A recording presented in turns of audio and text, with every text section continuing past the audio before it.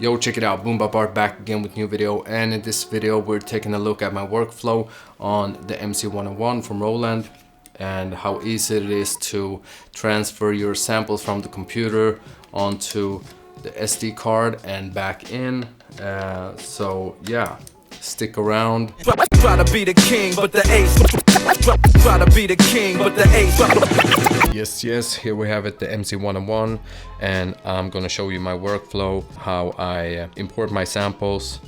So let's begin with taking out the SD card and put it in my MacBook Pro that I'm using for this example. I'm also using Logic Pro X, and how easy it is to export the samples and load them onto the SD card and back in. So with no further ado, let's take a look at the computer screen. Here we are inside Logic Pro X.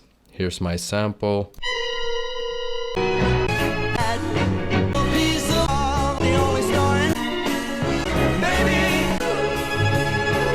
Here's all my chops. I think I have 17 chops. I usually don't process the samples. I often use the box itself to do all the processing if I need to EQ or anything. Yeah, but in this case I've actually used the RC20. For those who doesn't know, this is probably the most unspoken plugin out there, and people use it all the time. Yeah, I can leave a link in the description. RC20, really good plugin for texturing, and yeah, and also some minor EQ. Took out some lows in the sample, but yeah. And you might wonder why I have 17 chops when there's only 16 pads on the MC101, and that's because I found like a snare roll that I want to use. So let's export all these. Export. Here we have 17 regions as audio files. Sounds good to me. And I have a map on my desktop called MC101 samples, and here I can custom name the sample, and I will call this workflow underscore. Yeah, just export, and as you can see, everything is processing. Bada bing, bada boom, it's done. And let's check my sample folder, and here it is. I got my 17 chops. The next step is to open up the SD card and just drag the sample folder into the sample folder on the SD card, and yeah, and now you're done. Bada bing, bada boom, quick and easy. Let's move over to the 101 and let's import some samples. Yeah, SD card back in, and by default it comes with a drum track and a tone track, and I don't need a tone track right now. I usually have my drums on track 1 and samples track 2, bass on track 3, and yeah, sometimes I use track 4 depending on, but yeah, let's just delete track number 2 because we don't want a tone track right now. So delete by holding shift, project, and press track number 2, and it says delete track, and of course I want to delete that one.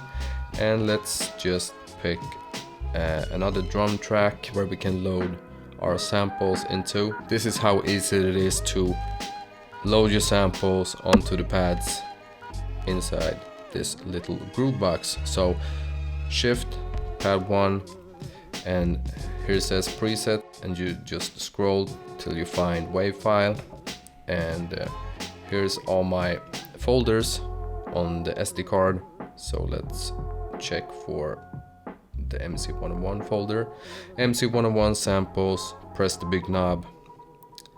Here's my first sample, and you can preview the sample by holding this sound button right here. And I know I want that one for my first pad. and that's done. And let's just scroll, and I want my second and my third. So this is how easy it is.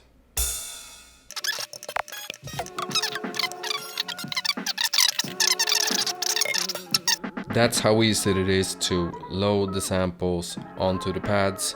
Now, as some of you know, the machine has something called choke group.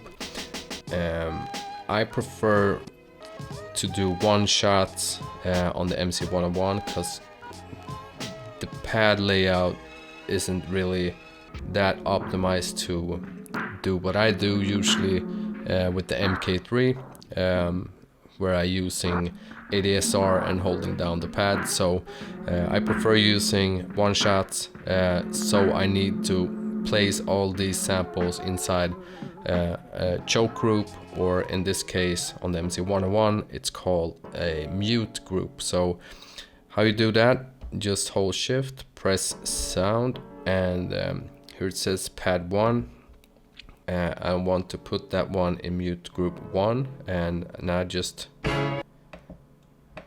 press this big knob and put all my samples into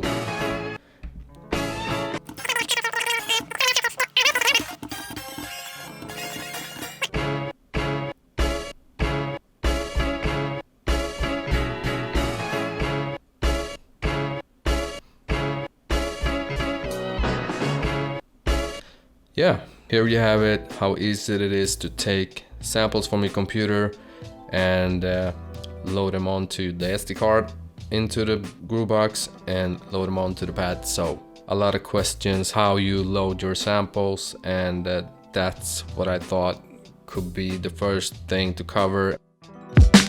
I've loaded some of my own samples, drum samples, and here's the chops, and I've loaded a bass, and we'll get back to this soon. But yeah, what I usually do for my drum track, the first track, if you can see this little dot right here, that's one bar. I'll double that bar by holding shift and duplicate that one, and right now it's empty, so yeah. And from here, first thing I will do when making a new track, I'll take my hi-hat and I just do like this. Sometimes I keep the hi-hat sequenced. In this case it's on beat, but I do my kick and snare by recording, but I often start with the hi-hat so I have something I can work with.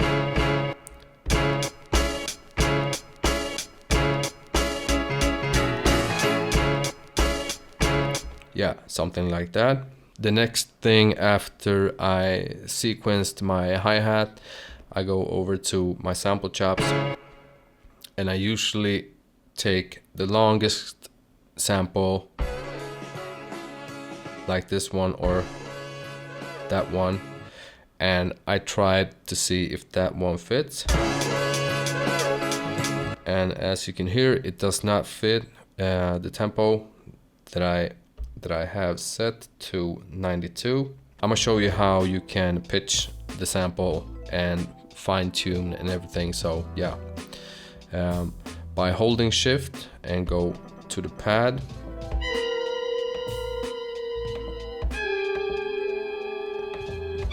yeah, pitched it up 3 semitones, and yeah, and you can go through all the pads, or you can pitch all the samples at once, scrolling all the way to settings, mix level, and the level on everything, the panning, and how much delay send and the reverb send and everything. Here you have the tuning. So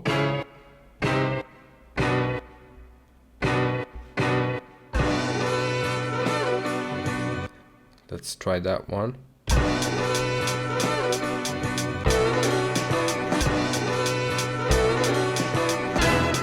Yeah.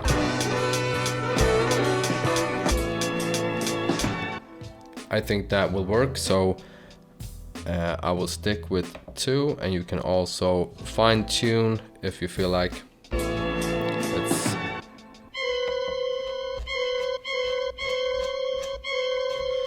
plus 50 or minus 50 depending on.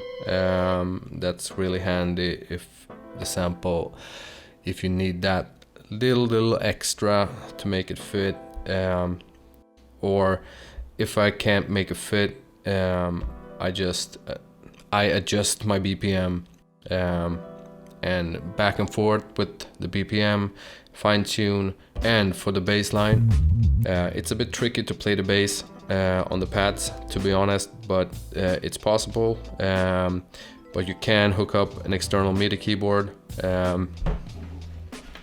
You got MIDI in and MIDI out, so all the channels are assigned to a MIDI channel. So this is already assigned to MIDI channel number 1, number 2, number 3, number 4. Not only do you have all these fancy things you can do, you can assign all these knobs to whatever you want.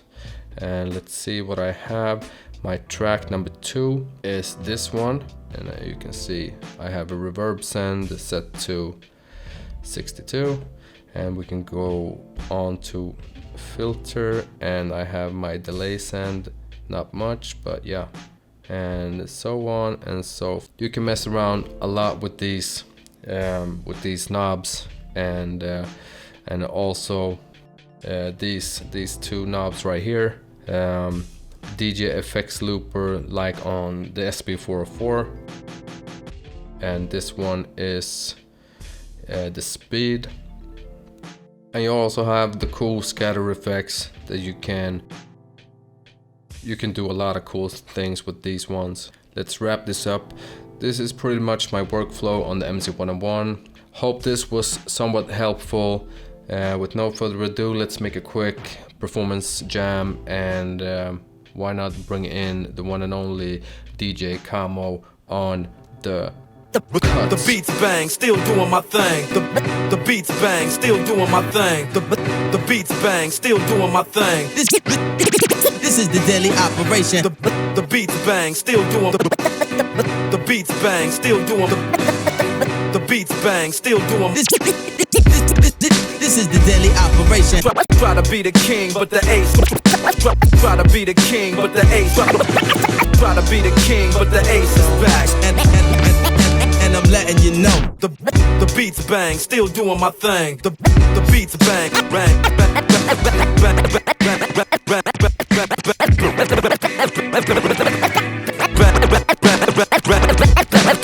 The beats bang, still doing my thing. Try to be the king, but the ace is back. Try to be the king, but the ace. Try to be the king, but the ace is back. And I'm letting you know. Yeah, I hope you liked this video. New to this channel, subscribe, hit that notification bell so you don't miss when I post a new video, and yeah, catch you in the next one. Boom bap.